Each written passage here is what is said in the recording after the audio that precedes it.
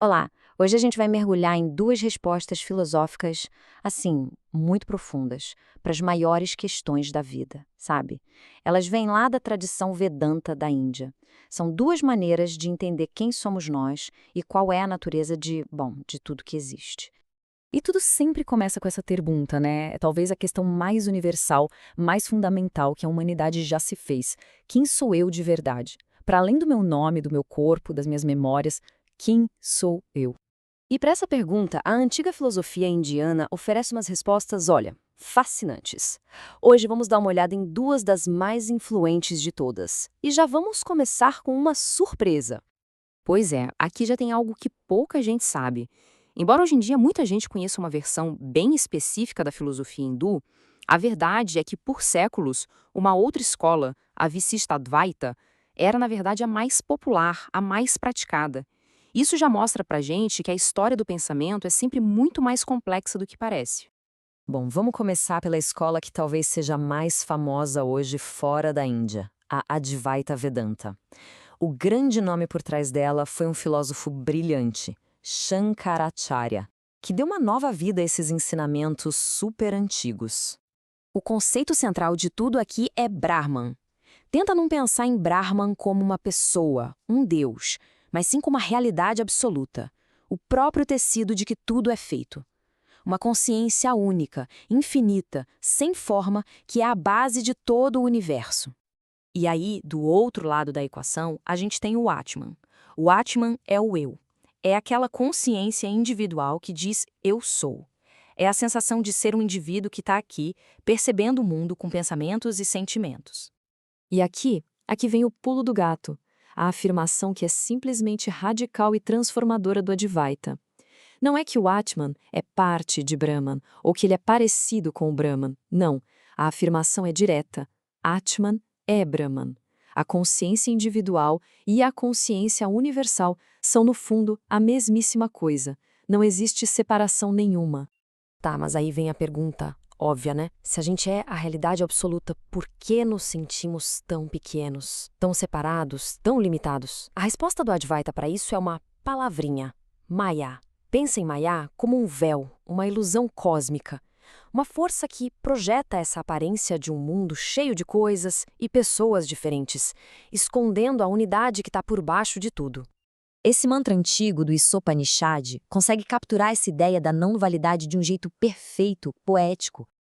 A essência é, não importa como você tente dividir o todo, o que sobra é sempre o próprio todo. A unidade é simplesmente indestrutível. Só que essa não era a única interpretação, claro. Séculos depois, um outro grande mestre, Ramanujacharya, apareceu com uma visão bem diferente, como uma resposta direta a Shankara. Ele fundou a escola que a gente chama de Vishishtadvaita, ou não-dualismo qualificado. E olha só como a diferença é sutil, mas ao mesmo tempo profunda.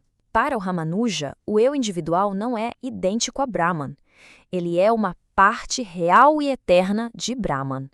E essa pequena mudança na preposição muda absolutamente tudo. Vamos detalhar um pouco mais.